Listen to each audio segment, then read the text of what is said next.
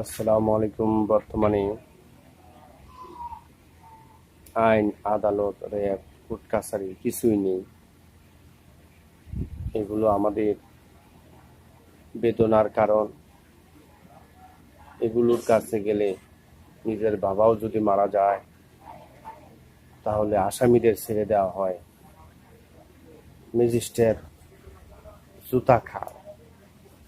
কাজে আমাদের বুঝতে হবে এখন র্যাব নেই, পুলিশ নেই, আর্মি নেই। আমাদের সতর্ক থাকতে হবে, নিজের জীবনকে রক্ষা করে আল্লাহ তাআলার উপর ফরিয়াদ করি। আল্লাহ তাআলাই মুসা আলাইহিস সালামের কওমকে ধ্বংস করছেন, ফেরাউনের কওমকে ধ্বংস করছেন, সাজ্জাতের কওমকে ধ্বংস করছেন, যুগে যুগে মানুষকে ধ্বংস করছেন।